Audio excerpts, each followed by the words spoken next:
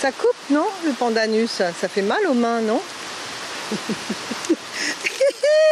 Non, tu sais comment je veux dire, oui, une fois que c'est la première fois que tu commences à travailler ça, tu peux dire ça. Comment on dit? Et pourtant, le pandanus vert coupe comme un rasoir. Mais Nelly a les mains fortes, musclées, résistantes. Toute petite déjà, elle aidait sa maman dans les plantations. Et certains de ces pandanus sont plus âgés qu'elle.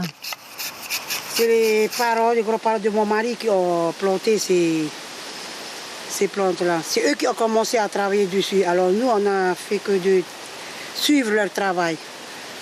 Et le pandanus, il donne des rejets, en fait. Voilà, c'est une plante qui donne plein de rejets. Une fois que tu plantes un champ de pandanus, tu n'as plus besoin de replanter. C'est parce que c'est une plante qui donne plein de rejets à chaque fois. Une fois dénervée, elle ramène les grandes feuilles liées entre elles. Elle passe d'abord les suspendre au soleil. Une phase de séchage qui peut durer 3 mois selon la saison et le résultat souhaité.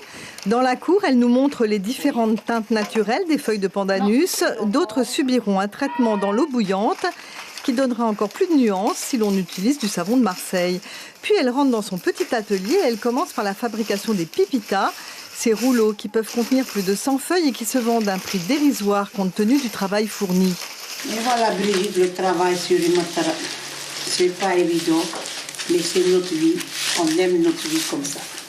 Nelly tresse assise par terre et de préférence les fenêtres fermées pour éviter que les feuilles ne se cassent.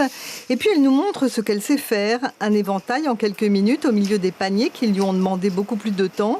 Et pour les motifs, elle n'est jamais en panne. C'est notre travail de tous les jours. C'est ça aussi qui donne plein d'idées aussi. Nelly tresse donc, comme toutes les femmes de l'île, de leur plus jeune âge et de l'aube au couchant, parce que c'est ainsi, et que tant que cette tradition restera vivante, Rimatara restera Rimatara.